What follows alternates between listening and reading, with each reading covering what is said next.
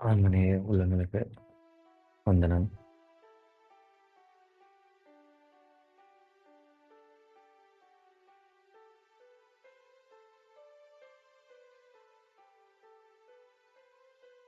அருட்பெரும் ஜோதி, அருட்பெரும் ஜோதி. சமரச சுத்த சன்மார்க்க சங்க சத்திய விண்ணப்பம். வள்ளல் பெருமான், நானே சன்மார்க்க சங்கத்தை ஏற்றுகின்றேன். அதாவது சங்கத்தை நானே தான் வந்து ஏற்று நடத்துகிறேன் அப்படின்னு சொல்றாங்க.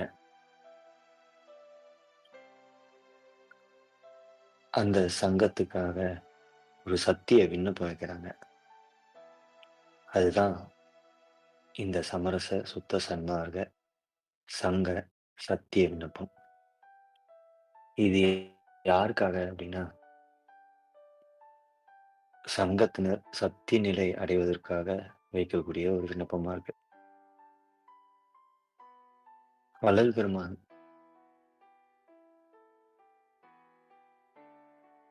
எல்லா உயிர்களுக்காகவும் ஞானிகளுக்காகவும் எல்லா உயிர்களுக்காகவும் ஞானிகளுக்காகவும் மனிதர்களுக்காகவும் சங்கத்தவர்களுக்கும் இப்படி 4 வகையா இந்த விண்ணப்பத்தை நீங்க பார்க்கலாம். இந்த விண்ணப்பம்ல மொத்தமா 4 விண்ணப்பம் வச்சிருக்காங்க வள்ளல் பெருமான். எல்லா உயிர்களும் இன்பம் அடைதல் பொருட்டு, மனிதர்கள் இன்பம் அடைதல் பொருட்டு, ஞானிகள் இன்பம் அடைதல் பொருட்டு, சங்கத்தவர் இன்பம் அடைதல் பொருட்டு.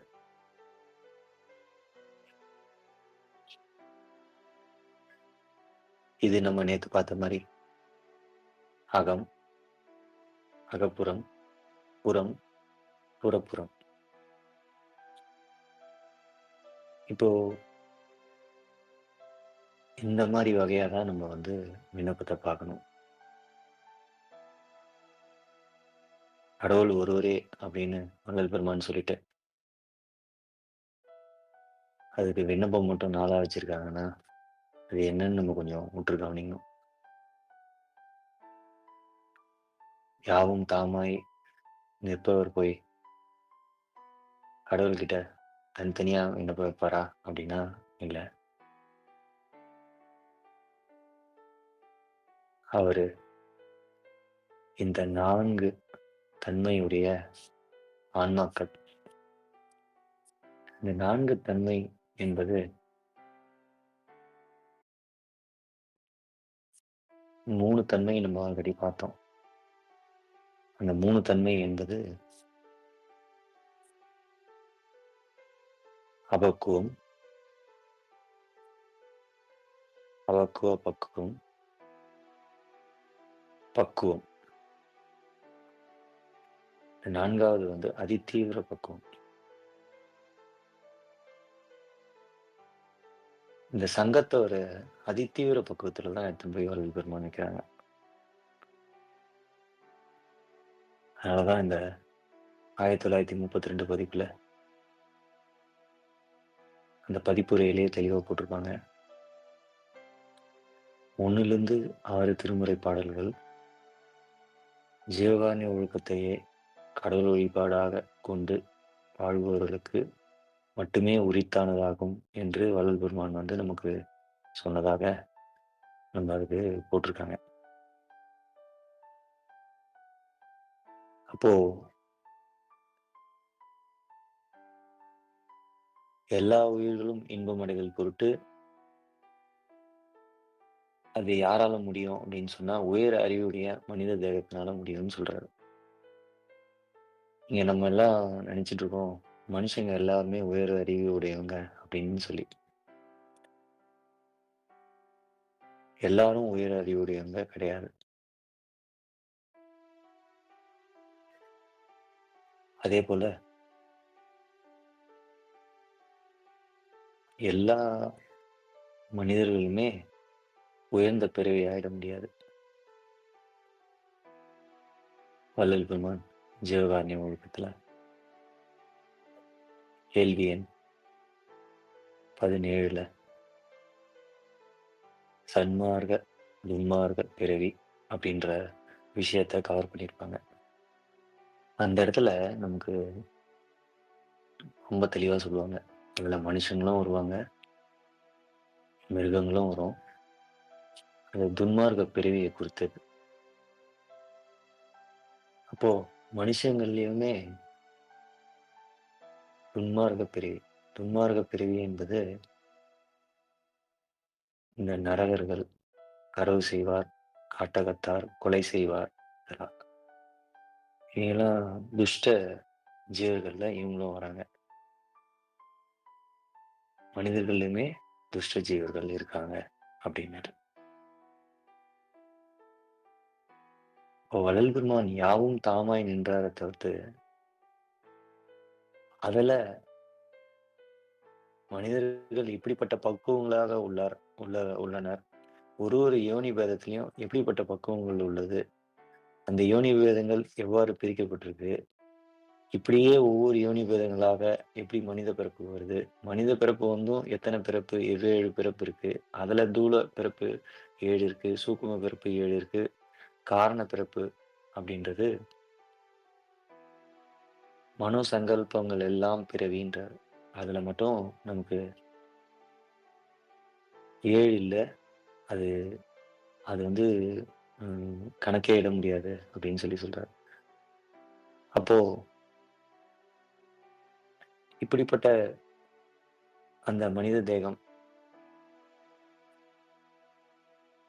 இந்த தேகமே முக்தி அடைவதற்கு முதல் சாதனமாக இருக்குதுன்னு சொல்றாரு வள்ளல் பெருமான். இந்த தேகத்துல அறிவு எவ்வளவு உயர்த்தி தாழ்த்தியா இருக்குதுன்றது தான் இந்த அபக்குவ, பக்குவ அபக்குவ, பக்குவ, அதிதீவிர பக்குவ அப்படின்றத குறிக்குது.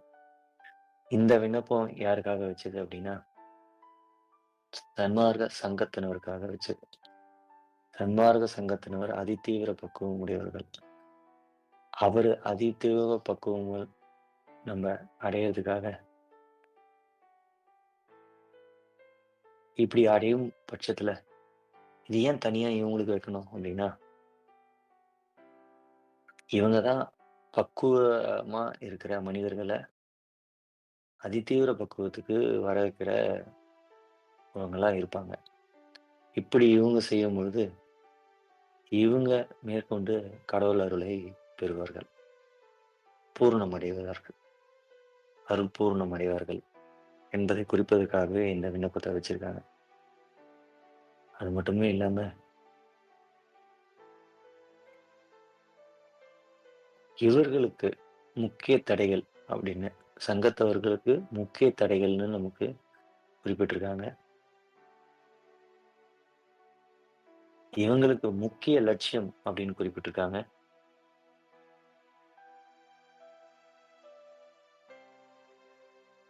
இவங்கள்கிட்ட எக்காலத்தும், எவ்விடத்தும், எவ்விதத்தும், எவ்வளவும் விலகாமல் ஒரு விஷயம் இருக்கணும்னு கடவுள்கிட்ட விண்ணப்பம் வைக்கிறாங்க. இந்த விண்ணப்பத்த நம்ம தொடர்ந்து பார்ப்போம்.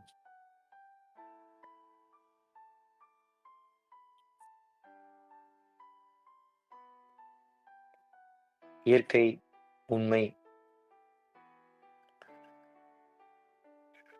அதாவது எப்பவுமே வள்ளல் பெருமான் எழுதும்போது, ஒவ்வொரு விண்ணப்பங்களையும் ஒவ்வொரு மாரி கடவுளோட தன்மை, கடவுளோட இயற்கை தன்மைய குறித்து, அவருடைய அந்த குண, நிர்குண, வாட்சிய, லட்சிய, நிராதார, அதையும் கடந்த நம்ம அகவல்ல படிக்க படிக்க தான் தெரியும். அடுத்தடுத்து அகவல் வரிகள நம்ம கருத்துரைகள் பார்க்கும்போது, நமக்கு அந்த கடவுளோட பெருமைலாம் நமக்கு தெரிய வரும். அந்த பெருமையெல்லாம் உணர்த்துற விதமா, கடவுள் எப்படி விளங்குகின்றார் அப்படின்ற விதமா ஒவ்வொரு விண்ணப்பத்தையும் ஆரம்பிப்பாங்க. ஒவ்வொரு விண்ணப்பமும் ஒவ்வொரு மாரி விளக்கங்கள வச்சு ஆரம்பிச்சிருப்பாங்க. அத வச்சு பார்க்கும்போது உங்களுக்கு தெரியும். உங்களுக்கு வந்து இந்த நம்ம இதுவரைக்கும் பார்த்த இந்த பதிவுல, இந்த விண்ணப்பங்கள எப்படி பிரிச்சு பார்க்கணும் அப்படின்னு பார்த்ததுல, நீங்க போய் பார்த்தீங்கன்னா, நமக்கு இதுல தெரிய வரும். இது அப்படிப்பட்ட ஒரு முக்கியமான ஒரு பகுதி. இந்த ஒரு பத்தி தான் அதிதீவிர பக்குவர்கள் கடவுளை இப்படிலாம் வந்து அனுபவப்படுவாங்க. கடவுள் அனுபவம், அருள் அனுபவம் இந்த மாரி இருக்கும்ன்றதுனால இதெல்லாம் போட்டிருப்பாங்க. இவங்களுக்கு தான் இது புரியும். அப்படிப்பட்ட ஒரு விளக்கத்த நம்ம இப்ப பார்க்க போறோம். இயற்கை உண்மை உண்மையினர் என்றும், இயற்கை அறிவினர் என்றும், இயற்கை இன்பினர் என்றும், நிர்குணர் என்றும், சிற்குணர் என்றும், நித்தியர் என்றும், சத்தியர் என்றும், ஏகர் என்றும், அநேகர் என்றும், ஆதியர் என்றும், அநாதியர் என்றும், அமலர் என்றும், அருட்பெரும் ஜோதியர் என்றும், அற்புதர் என்றும், நிரதிசயர் என்றும், எல்லாம் ஆனவர் என்றும், எல்லாம் உடையவர் என்றும், எல்லாம் வல்லவர் என்றும் குறிக்கப்படுதல் தன் முதலிய அளவு கடந்த திருக்குறிப்பு திருவார்த்தைகளால் சுத்த சன்மார்க்க ஞானிகள் துதித்தும் நினைத்தும் உணர்ந்தும் புணர்ந்தும் அனுபவிக்க விளங்குகின்ற தனித்தலைமை பெரும்பதியாகிய பெருங்கருணை கடவுளே. இப்போ நான் இதுக்கு முன்னாடி இந்த விண்ணப்பம் எதுக்காக வச்சாரு, யாருக்காக வச்சாரு அப்படின்றதெல்லாம் நம்ம பார்த்தோம். அத பறைசாற்றும் விதமாகவே இந்த பத்தி இருக்கிறத நீங்க உணரலாம். இருந்தாலும் கூட ஒரு சில வார்த்தைகள நம்ம இங்க ரொம்ப ஊன்றி விசாரிச்சுட்டு தான் நம்ம அடுத்ததா போற மாரி இருக்கும்.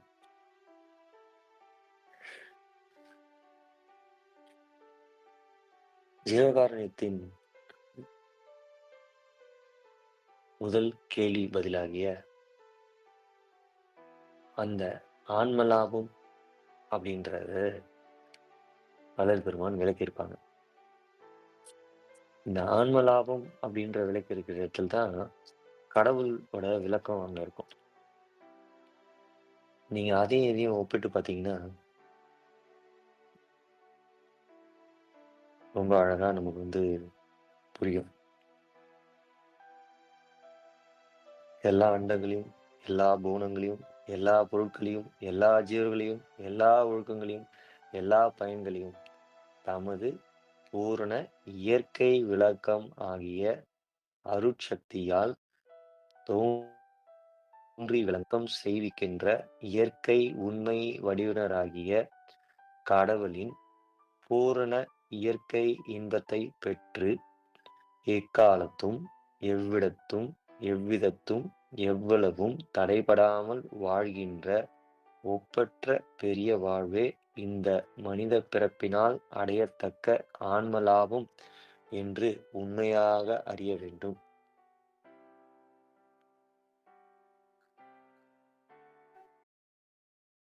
இந்த இப்ப நான் படிச்ச விளக்கம் ஜீவகாருண்யம் ஒழுக்கம் பகுதி 1ல முதல் கேள்வி, அந்த ஆன்ம லாபம் எது என்று அறிய வேண்டில்.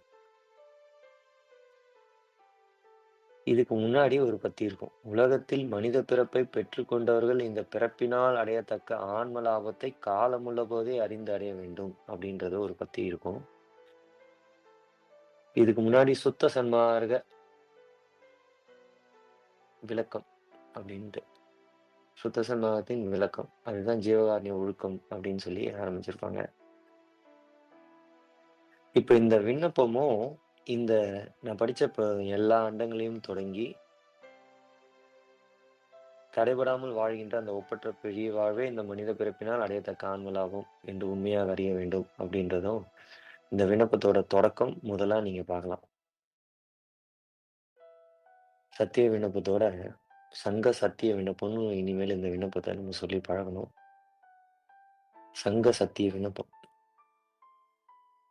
இந்த சங்க சத்திய விண்ணப்பம் எப்படி தொடங்குது பாருங்க. இயற்கை உண்மையினர் என்றும், இயற்கை அறிவினர் என்றும், இயற்கை இன்புனர் என்றும் இந்த வார்த்தைகள் எல்லாமே இப்ப நம்ம பார்த்தோம். தமது பூரண இயற்கை விளக்கமாகிய அருட்சக்தியால் தோன்றி விளங்க விளக்கம் செய்கின்ற இயற்கை உண்மை வடிவினராகிய கடவுளின் பூரண இயற்கை இன்பத்தை பெற்று அப்படின்ற வரைக்கும் இந்த வரிகள் எல்லாமே உங்களுக்கு விளக்கம். இதுல இன்னும் பார்த்தீங்கன்னா,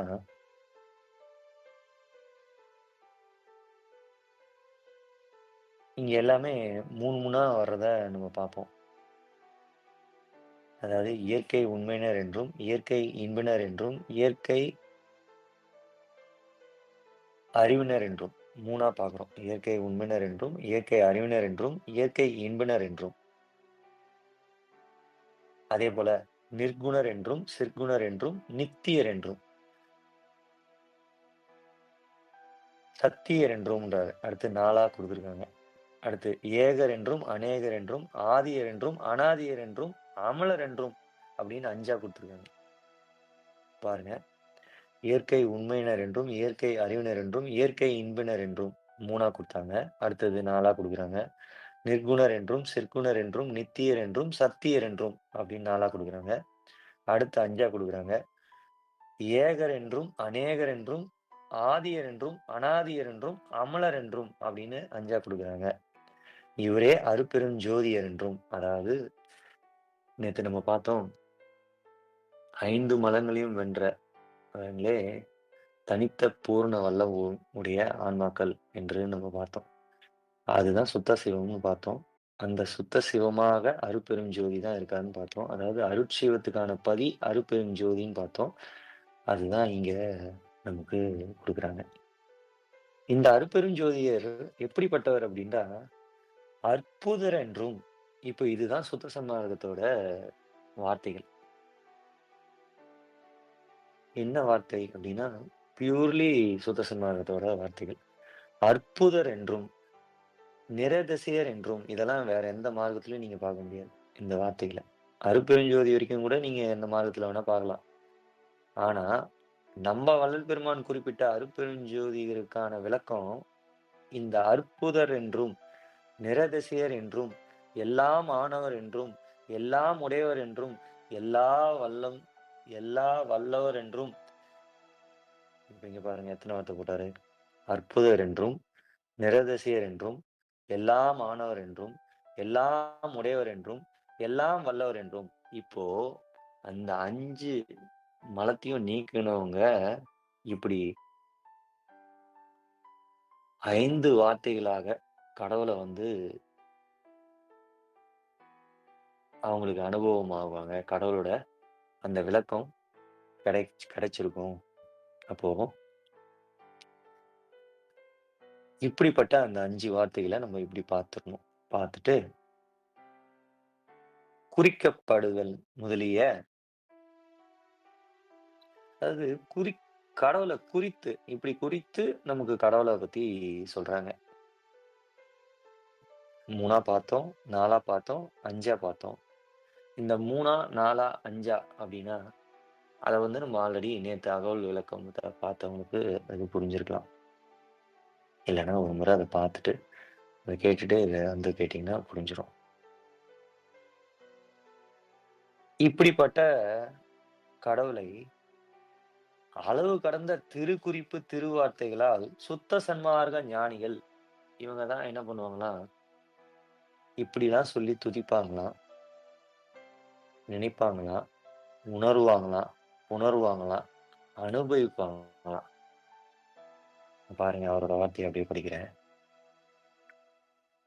இப்படிப்பட்ட கடவுள் எப்படிப்பட்ட கடவுள்? அற்புதர் என்றும், நிரதிசயர் என்றும், எல்லாம் ஆனவர் என்றும், எல்லாம் உடையவர் என்றும், எல்லாம் வல்லவர் என்றும் குறிக்கப்படுதல் குறிக்கப்படுதல் முதலிய அளவு கடந்த திருக்குறிப்பு திருவார்த்தைகளால் சுத்த சன்மார்க்க ஞானிகள் துதித்தும், நினைத்தும், உணர்ந்தும், புணர்ந்தும் அனுபவிக்க விளங்குகின்ற இங்கேயும் பாருங்க 5 வரும்.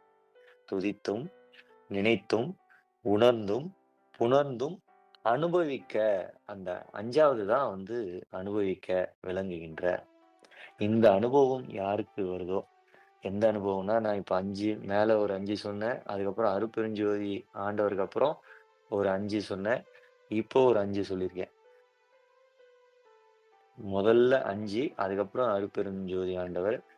முழுதாக நம்ம வந்து அதாவது கடவுளை அறிவால் அறிந்து அம்மையும் மாறுது அப்படின்றதுக்கான விஷயங்கள்ல வள்ளல் பெருமான் கடந்து, கடவுளை அறிவால் அறிந்ததுனால, அவர் இப்படிப்பட்டவர்ன்னு நமக்கு நிரதிசையர்லாம் நம்ம ரொம்ப டீப்பா பார்க்கணும். அற்புதர், நிரதிசையர், எல்லாம் ஆனவர், எல்லாம் உடையவர், எல்லாம் வல்லவர், இப்படிப்பட்ட வார்த்தைகள்லாம் வந்து வள்ளல் பெருமான் அவங்க எப்படிலாம் பண்ணாங்க அப்படின்னா, துதித்தும் வள்ளல் பெருமான் துதித்தாங்களா அப்படின்னா, அது ஒரு பக்கம். அவங்களா நினைத்தாங்களா அப்படின்னா, அது இன்னொரு பக்கம். அவங்க உணர்ந்தாங்களா அப்படின்னா, உணர்ந்தாங்க. புணர்ந்தாங்களான்னா, புணர்ந்தாங்க. அனுபவிச்சாங்கன்னா, அனுபவிச்சாங்க. சரி. எப்படி துதித்தாங்க? எப்படி நினைத்தாங்க? அப்படின்றது நமக்கு வந்து ஞானசரிகையோட துவக்கம் ஆரம்பிக்குது. அது ஞானசரிகைன்னு சொல்லக்கூடாது ஆக்சுவலா. அந்த அதிகாரத்த நம்ம ஞானசரிகைன்னு சொல்லவே கூடாது. வள்ளல் பெருமான் 28 பாசுரங்கள் தான் சொல்றாங்க. அதாவது 8ஓடு 2 சேர்த்து எண்றது எப்படின்னு நமக்கு சொல்லிக் குடுத்த ஒரு விஷயமா தான் நாங்க பார்க்கணும் நம்ப. நம்ம 8, 2ன்னா என்னன்றத நம்ம ரொம்ப விளக்கமா பார்த்துருக்குறோம். 8 என்பது இந்த 8 ஜீவகுணத்திலிருந்து நம்ம 8 சிவகுணமாக மாத்திக்கணும். 8 ஜீவகுணம்னா என்ன? 8 சிவகுணம்னா என்னன்னு நம்மளுடைய 1932 பதிப்புல உரைநடை பகுதியிலே ஒரு 8வது, 9வதுன்னு நெனைக்கிறேன்.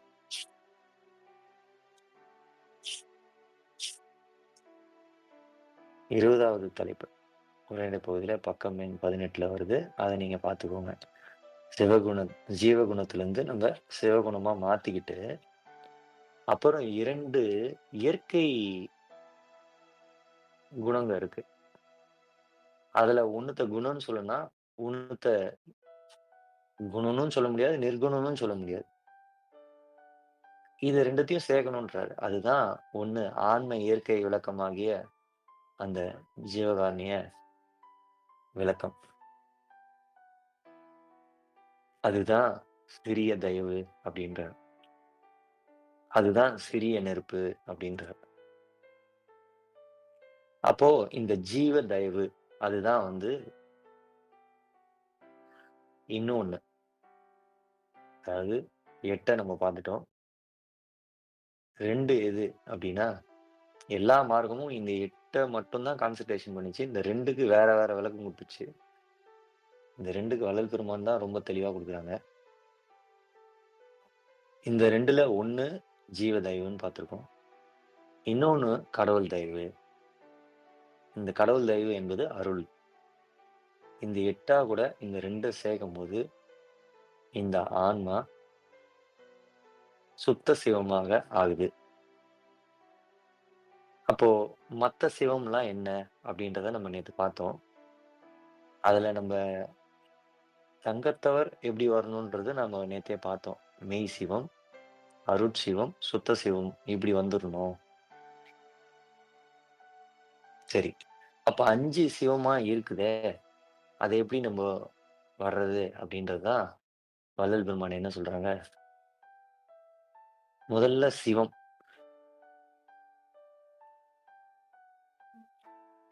சிவம் என்பது இந்த அன்பே சிவம்னு சொல்றாங்கல்ல. அன்பே சிவம். அதுதான் முதல் சிவம். இந்த நிலையில பார்க்குறவங்க. கடவுள் வந்து அன்பு தான்பா சிவம் அப்படின்னு பார்க்குறவங்க, முதல் சிவம். இந்த 2வது சிவம் என்பது பரசிவம்னு சொல்றாங்க வள்ளல் பெருமான். நம்ம இந்த நிலைகளெல்லாம் நேத்து பார்த்தோம். அந்த நிலைகள பார்க்கும்போது, இந்த சீவ சாக்கிரதம், அதேபோல நிர்மல சாக்கிரதம், அதேபோல பரசாக்கிரதம் பார்த்தோம். இந்த சீவ சாக்கிரதத்த தாண்டுனே நிர்மலம் அப்படின்னு இருக்கு இல்லைங்களா?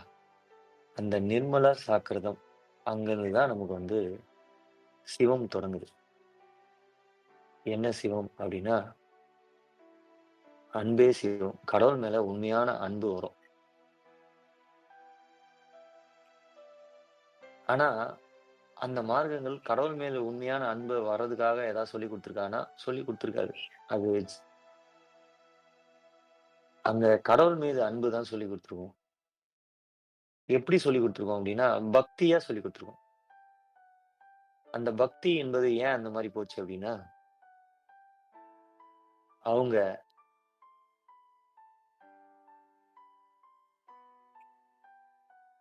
விந்து சத்தனாயும், தத்துவங்களை சக்தியாயும் சொல்லிக் குடுத்துருப்பாங்க. அந்த சத்தன் அப்படின்றது தான் இந்த 8 எப்படி எப்படி நம்ம அந்த எப்படி நம்ம ஜீவகுணத்திலிருந்து சிவகுணமா மாத்திக்கணுன்றது. அந்த சக்தின்றது தான் 2.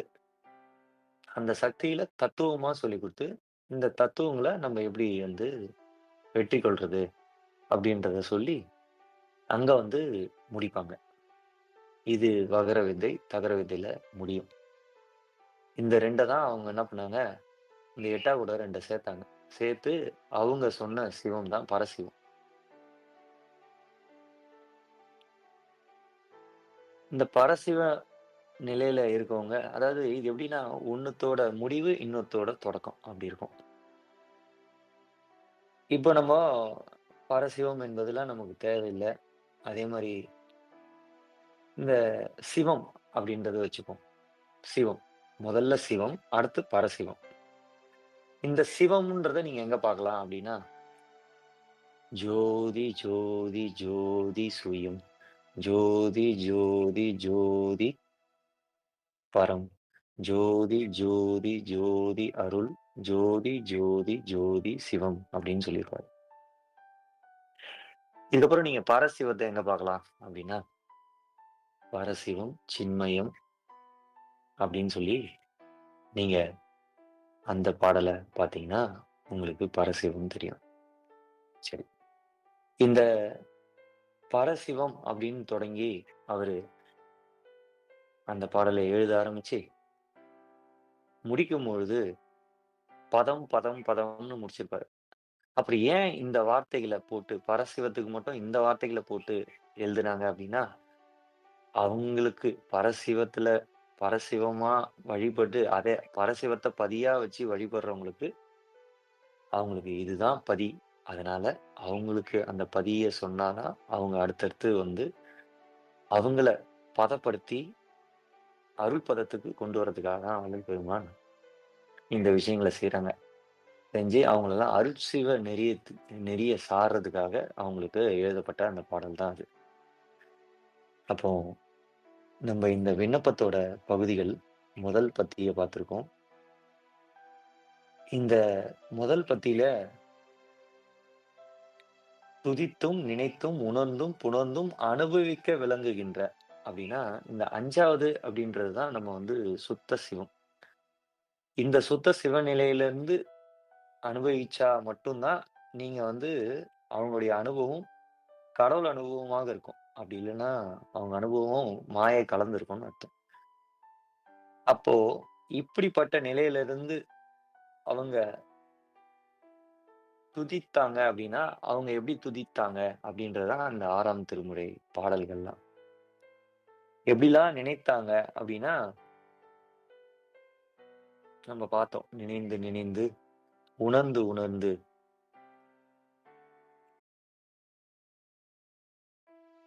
நெகிழ்ந்து நெகிழ்ந்து அப்படின்றது தான் இங்க புணர்ந்து. அதாவது புணர்ப்பு அப்படின்றது என்ன அப்படின்னா, மெய்யருள் வியப்புல கூட வள்ளல் பெருமான் சொல்லியிருப்பாங்க. அருளா கூட புணர்றது. அதாவது ஆன்மாவில் உள்ளிருக்கும் அருள் வெளிப்பட்டு பூரணமாய் விளங்கும் அப்படின்னு சொல்லுவாங்க. அதே மாரி ஆன்மாக்களுக்குள்ள இருக்க ஜீவகாருண்ய ஒழுக்கத்துல சொல்லுவாங்க, அந்த ஆன்மாவில் உள்ளிருக்கும் அருள் வெளிப்பட்டு அந்த பூரணமாகும் அப்படின்னு சொல்லுவாங்க. அந்த புணர்ப்பு அதாவது அருளும், ஆன்மாவும் அனன்யம். ஆனாலும் அதில் உள்ள இருக்க அருளா கூட அதால என்ன பண்ண முடியல? கலக்க முடியல. அப்போ அது எப்படி கலக்கும் அப்படின்னா, இந்த ஆன்ம இயற்கை விளக்கமாகிய அந்த ஜீவகாருண்யம் தோன்றி, அருள் வெளிப்பட்டு, இந்த 8ம் சிவகுணமா மாத்தி வச்சிருந்த அந்த 8ம் இந்த ஆன்ம இயற்கை குணமாகிய ஜீவகாருண்யமும், இந்த கடவுள்